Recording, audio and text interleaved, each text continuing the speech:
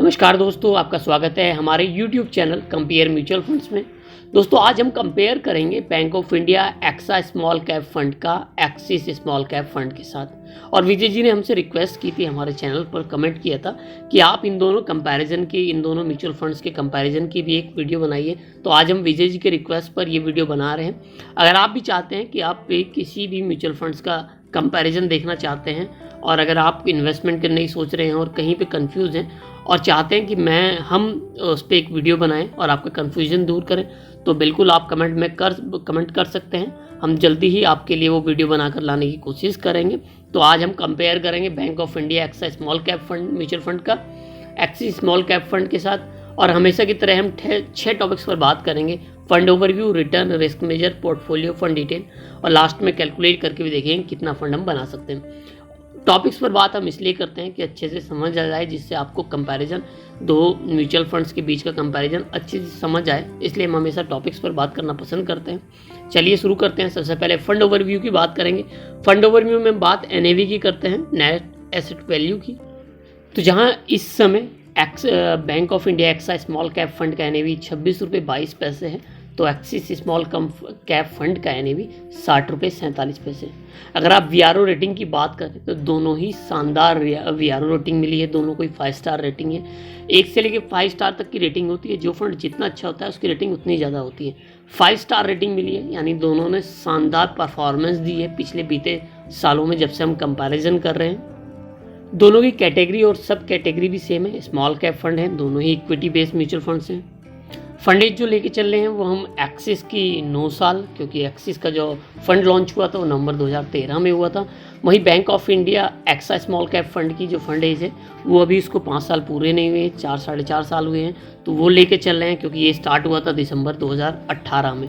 अगर आप इसके एसेट अंडर मैनेजमेंट की बात करें, अभी तक लोगों ने इसमें कितना पैसा निवेश किया हुआ है, तो जहां Bank of India AXA small cap fund में लोगों ने अभी तक 212.88 करोड़ रुपए लोगों ने अभी तक निवेश कर चुके हैं Bank of India AXA mutual fund में। वहीं एक्सिस की बात करें तो एक्सिस म्यूचुअल फंड ने लगभग 8,178.51 करोड़ रुपए लोगों ने अभी तक इसमें निवेश कर चुके हैं, यानी लगभग 8,000 करोड़ रुपए एक्सिस म्यूचुअल फंड में लोग अभी भी निवेश कर चुके हैं। इससे ही थोड़ा हमें डिफरेंस पता चल जाता है कि इतना बड़ा फंड स्कीम का जो AUM है, एसेट अंडर मैनेजमेंट है, होने के बावजूद भी एक्सिस ने लगातार अच्छे रिटर्न दिए हैं। वहीं Bank of India AXA mutual fund का भी जो एसेट अंडर मैनेजमेंट है बहुत ही कम है, इसलिए इसके रिटर्न अभी इतने ज़्यादा हैं। लेकिन उसके बावजूद भी, अगर एक्सिस इतने बड़े फंड होने के बावजूद भी अगर एक्सिस इतना रिटर्न प्रोवाइड करा दे रहा है, तो इस पर भी आपका मतलब हम कह सकते हैं कि एक अच्छा एक्सिस बैंक ऑफ इंडिया के मुकाबले अभी के लिए एक अच्छा म्यूचुअल फंड साबित हो रहा है। अब आइए एक नज़र इन दोनों ही म्यूचुअल फंड्स के रिटर्न्स पर डाल लेते हैं। पिछले 3 महीने के रिटर्न्स की बात की जाए तो जहां बैंक ऑफ इंडिया एक्सास ने 3.05% का रिटर्न दिया है, तो एक्सिस स्मॉल कैप ने 2.60% का रिटर्न दिया है। पिछले 6 महीने की बात करें तो Bank of India AXA small cap fund ने 10.22% का रिटर्न दिया है, तो एक्सिस स्मॉल कैप फंड ने भी 9.92% का रिटर्न दिया है। और पिछले 1 साल की बात करें तो पिछले 1 साल में जहां Bank of India AXA small cap fund ने 64.94% का रिटर्न दिया है, तो एक्सिस स्मॉल कैप फंड ने 56.81% का रिटर्न दिया है।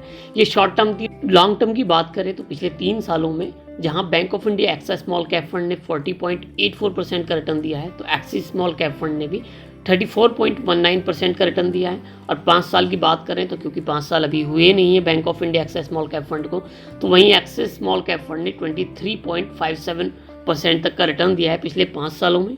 अब आइए रिस्क मेजर्स पर एक नज़र डाल लेते हैं। रिस्क मेजर्स में हम बात करते हैं बीटा और अल्फा की, क्योंकि हमें लगता है कि ये ज़्यादा इम्पॉर्टेंट, दोनों ही ज़्यादा इम्पॉर्टेंट हैं। सबसे ज़्यादा इम्पॉर्टेंट नहीं कह सकते, लेकिन ये इम्पॉर्टेंट है, इनको समझना ज़्यादा ज़रूरी होता है। वैसे तो रिस्क मेजर्स काफ़ी होते हैं, लेकिन अगर आपने इन दोनों को समझ लिया तो ज़्यादा बेहतर आप किसी म्यूचुअल फंड्स का कंपैरिजन कर सकते हैं। अल्फा में म्यूचुअल फंड्स का, किसी भी म्यूचुअल फंड्स का उसके बेंचमार्क इंडेक्स के मुकाबले रिटर्न बताता है कि उसके बेंचमार्क इंडेक्स ने ज़्यादा रिटर्न जनरेट किया है, या इस म्यूचुअल फंड ने, जिस म्यूचुअल फंड को हम ले रहे हैं, इन्वेस्ट करना सोच रहे हैं, उस म्यूचुअल फंड ने। तो Bank of India AXA small cap fund की बात करें तो इन्होंने अपने अल्फा के कंपैरिजन में 18.16 ज़्यादा रिटर्न जनरेट किया है। वहीं एक्सिस की बात करें तो एक्सिस का अल्फा 12.99 है, तो उन्होंने भी एक अच्छा रिटर्न जनरेट किया है अपने इंडेक्स के मुकाबले। बीटा हमें वॉलेटिलिटी बताता है, मतलब अगर जब इंडेक्स गिर रहा है या इंडेक्स जब बढ़ रहा है तो हमारा म्यूचुअल फंड कितना गिरता है। कहीं आप किसी हम ऐसे म्यूचुअल फंड में इन्वेस्ट तो नहीं कर बैठे हों कि जिसका बीटा काफ़ी ज़्यादा हो, मतलब हमारा निफ्टी 50 या सेंसेक्स या मार्केट गिरी है केवल 100 रुपये और हमारा म्यूचुअल फंड गिर गया है 200 रुपये या 300 रुपये, तो ये हमें बीटा बताता है। तो जहाँ Bank of India AXA small cap fund का बीटा 0.76 है और एक्सिस स्मॉल कैप फंड का बीटा 0.73 है, यानी 1 से कम है। 1 से कम का मतलब जनरली ये होता है कि ये अपने बेंचमार्क के मुकाबले कम वॉलेटाइल हैं, कम बढ़ते हैं तो लेकिन कम गिरते भी हैं। अब आइए एक नज़र इन दोनों ही म्यूचुअल फंड्स के पोर्टफोलियो पर डाल लेते हैं। सबसे पहले हम बात करेंगे Bank of India AXA small cap fund की टॉप 3 सेक्टर्स के। तो अभी तक के परसेंटेज में अगर हम कैलकुलेशन मतलब जो देख रहे हैं उसके उस समय अभी आज के टाइम पर जब हम वीडियो बना रहे हैं तो अभी इनके पास सबसे ज़्यादा कैश है, मतलब जो इन्होंने अभी कहीं इन्वेस्ट नहीं किया है या आप ऐसा कह सकते हैं कि इन्होंने इन्वेस्ट किया हुआ था और उसको वापस निकाल लिया है, मतलब एक अच्छी अपॉर्चुनिटी देखकर ये दोबारा इन्वेस्ट करेंगे। तो 4.26% इनके पास अभी कैश है, तो ये भी हम एक तरह से सेक्टर में इसको डिफाइन कर लेते हैं, रख लेते हैं कि इस सबसे ज़्यादा, क्योंकि अभी इनके पास कैश है तो ये भी एक सेक्टर है। सेकेंडली जो इन्होंने लगाया टेक्सटाइल प्रोडक्ट में 4.38% और इक्विटी सबसे तीसरे नंबर पे है सॉफ्टवेयर में इन्होंने सबसे ज़्यादा 14.9% पैसा अपना सॉफ्टवेयर कंपनीज में इन्होंने इन्वेस्ट किया है टॉप 3 सेक्टर्स में। वहीं अगर एक्सिस की बात करें हम तो एक्सिस ने भी लगभग 7.64% पैसा अभी कैश में रखा हुआ है जो कहीं इन्वेस्ट नहीं किया है। केमिकल्स में उसके बाद केमिकल्स में 17.81% पैसा निवेश किया हुआ है। तीसरी टॉप सेक्टर्स में इसकी बात करें तो सॉफ्टवेयर, इन्होंने 16.27% पैसा सॉफ्टवेयर की इंडस्ट्रीज़ में अपना निवेश किया है। टॉप 5 होल्डिंग्स की बात करें तो Bank of India AXA small cap fund के जहां KPR मील लिमिटेड है, बिरला सॉफ्ट लिमिटेड है, सेंट्रल CDSL है, रेडिको खैतान है, पर्सिस्टेंट सिस्टम लिमिटेड है। तो एक्सिस के बाद गैलेक्सी सर्फेसेंट लिमिटेड है, बिरला सॉफ्ट है, ब्रिगेड एंटरप्राइज लिमिटेड है, नारायण हाइड्रोला लिमिटेड है, टाटा एलेक्सी लिमिटेड है। क्योंकि दोनों स्कीम इक्विटी बेस्ड स्कीम है तो इन्होंने मैक्सिमम पैसा अपना इक्विटी में निवेश किया हुआ है। इक्विटी में पर्टिकुलर सबसे ज़्यादा पैसा जिन्होंने निवेश किया है वो स्मॉल कैप में है। अगर आप देखें तो स्मॉल कैप में जहां Bank of India AXA small cap fund ने 91.13% पैसा अपना स्मॉल कैप में है, 1.79% इनका पैसा लार्ज कैप में भी है। वहीं एक्सिस की बात करें तो एक्सिस ने स्मॉल कैप में 84.51% पैसा स्मॉल कैप में और 0.42% इन्होंने लार्ज कैप में भी निवेश किया हुआ है। अब आइए एक नज़र इन दोनों ही म्यूचुअल फंड्स के फंड डिटेल्स पर डाल लेते हैं। बात करते हैं एक्सपेंस रेशियो की। एक्सपेंस रेशियो में जहां Bank of India AXA small cap fund का एक्सपेंस रेशियो 1.21% है तो एक्सा स्मॉल कैप फंड का एक्सपेंस रेशियो 0.36% है। एग्जिट लोड दोनों का सेम है, 1% है। एग्जिट लोड के लिए आप बता देता हूं मैं आपको, आप जो भी इन्वेस्टमेंट करते हैं अगर उस इन्वेस्टमेंट का 10% या उससे ज़्यादा 1 साल के अंदर ही रिडीम कर लेते हैं तो आपको म्यूचुअल फंड कंपनी को एक एग्जिट लोड भी पे करना होता है। वो आप जितना भी रिडीम करते हैं उसका 1% आपको पे करना होता है। लॉक इन पीरियड, कोई लॉक इन पीरियड नहीं है, मतलब आप जब चाहे अपने पैसे को निकाल सकते हैं। अगर हम बेंचमार्क इंडेक्स की बात करें तो दोनों ही म्यूचुअल फंड्स का बेंचमार्क इंडेक्स भी सेम है। मैंने आपको हमेशा बताया था जिन म्यूचुअल फंड्स का बेंचमार्क इंडेक्स सेम होता है उन्हीं का हमें कंपैरिजन करना चाहिए, उसी से अच्छा हमें एक ओवरव्यू अच्छा मिलता है कि जब दोनों का बेंचमार्क इंडेक्स सेम होता है। तो दोनों का बेंचमार्क इंडेक्स सेम है, निफ्टी 50 ट्राई है। मिनिमम इन्वेस्टमेंट की बात कर लेते हैं। अगर आप सिप करना चाहते हैं Bank of India small cap fund में तो 500 रुपये और लमसम करना चाहते हैं तो 5000 रुपये, और अगर आप एक्सिस स्मॉल कैप फंड में सिप करना चाहते हैं तो भी 500 रुपये, और अगर आप लमसम करना चाहते हैं तो आपको 5000 रुपये जमा करने होंगे। अब आइए दोस्तों कैलकुलेट करके देख लेते हैं कि अगर आप हर महीने लगभग 1000 रुपये जमा करते हैं और लंबे साल तक रखते हैं इन दोनों में से किसी भी म्यूचुअल फंड्स में, क्योंकि दोनों ही म्यूचुअल फंड शानदार है, दोनों ने ही शानदार रेटिंग्स भी शानदार है, दोनों ने अच्छे रिटर्न्स भी आपको लॉन्ग टाइम में दिए हैं। तो अगर हम लंबे समय के लिए लेके चलते हैं 1000 रुपये को तो देखते हैं 20 सालों में या 25 या 30 सालों में अगर आप प्लानिंग कर रहे हैं अपनी किसी भी तरह की फाइनेंशियल प्लानिंग तो कितना रिटर्न जनरेट कर सकते हैं, कितना फंड आप अपने लिए बना सकते हैं। अब मान के चलते हैं कि 500 रुपये हम हर महीना 10 साल तक इन्वेस्ट करते हैं जहां हमारा रिटर्न रहता है 15%।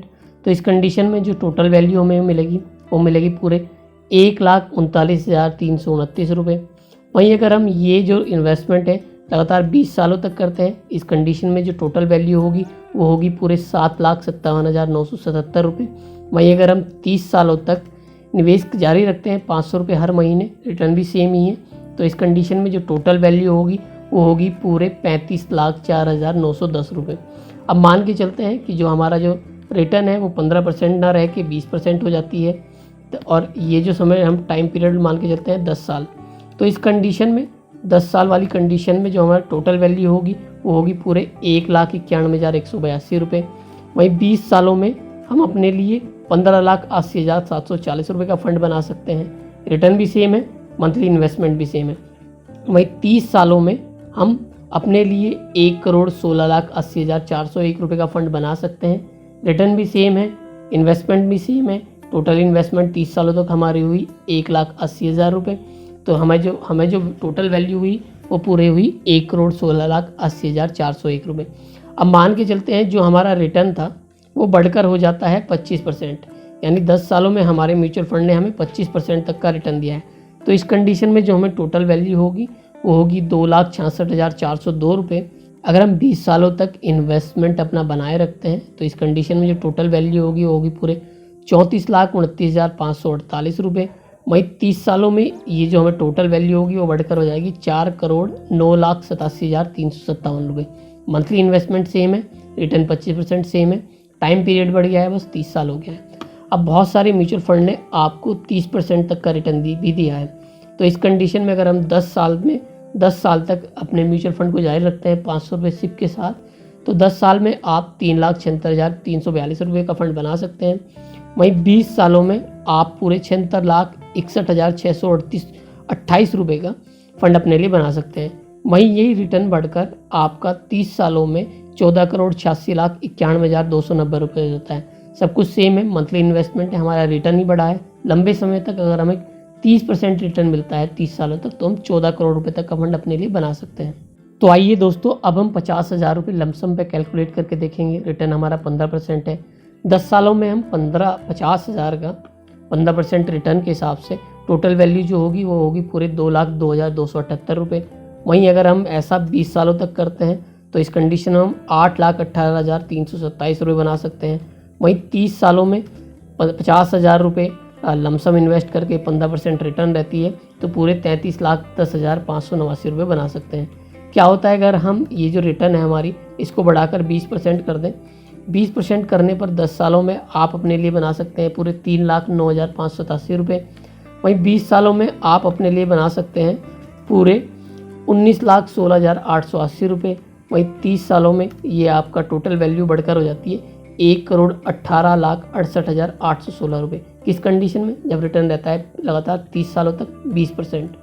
अब अगर मान लेते हैं कि आपका रिटर्न 25% रहे, तो इस कंडीशन में 10 सालों में आप 4,65,661 रुपये बना सकते हैं अपने लिए। वहीं 20 सालों में आप पूरे 43,36,809 रुपये। वहीं 30 सालों तक अगर हम सेम रिटर्न बनाए रखते हैं तो हम अपने लिए 4,03,89,678 रुपये बना सकते हैं। अब दोस्तों मान के चलते हैं बहुत सारे, क्योंकि आपको म्यूचुअल फंड आपको पता ही है 30% तक का रिटर्न भी दे रहे हैं। तो अगर मान लेते हैं कि 10 सालों तक हमारा म्यूचुअल फंड हमें 10 सालों तक हमारा म्यूचुअल फंड हमें 30% के रिटर्न देता है, तो इस कंडीशन में हम 6,89,292 रुपये। वहीं 20 सालों तक अगर हम इन्वेस्ट बनाए रखते हैं तो 95,02,482 रुपये। वहीं अगर हम 30 सालों तक इन्वेस्ट करके रखते हैं लमसम 50,000 रुपये, तो इस कंडीशन में भी हम 13,09,99,782 रुपये अपने बना सकते हैं। तो दोस्तों ये थी कैलकुलेशन 50,000 रुपये लमसम के साथ।